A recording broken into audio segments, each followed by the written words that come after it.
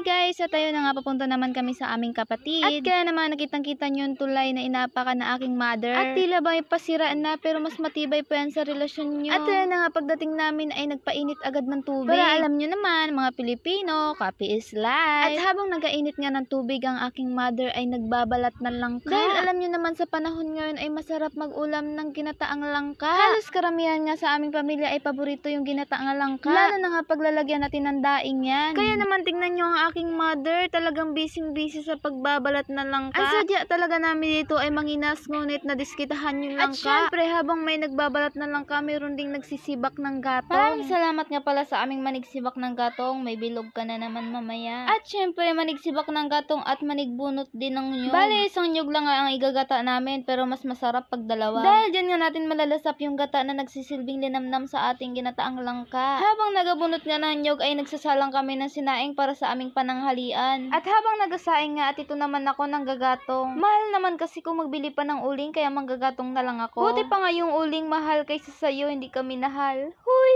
Sa ating pamilya, kailangan lang talaga ng diskarte at tiyaga para mabuhay. Hindi na nga uso ngayon ang mag-inarte, kaya ito, tingnan nyo ako manggagatong para sa future. Dahil bata pa lamang kami ay sinasanay na kami ng aming magulang sa ganitong mga trabaho. Ang swerte nga talaga ng mga bata ngayon dahil hindi nila nararanasan yung mga ganitong trabaho. Tanging ang mga nanay na lang ang gumagawa ng trabaho para sa ating mga anak. Kailangan lang talaga ng sipag at tiyaga para sa ating pamilya. Isinalang na nga namin ang ginataang langka at ayan, tingnan nyo naman yung halo niya ay pritong isda at shells. Masarap din naman kung daing, pero mas masarap itong hinalo namin. At ito na nga yung final outlook na aming luto, bali pinapainin na namin siya. Kung kanina masigla ang aming apoy, ngayon ay malungkot na dahil paluto na. At dahil luto na nga ang ginataang langka at ayan, magme-merienda muna tayo. Gaya nga ng sabi ko, kape is life pa mga Pilipino, ayan, magkakape muna tayo. Masarap nga i-partner yung kape sa mga kamuting bagin.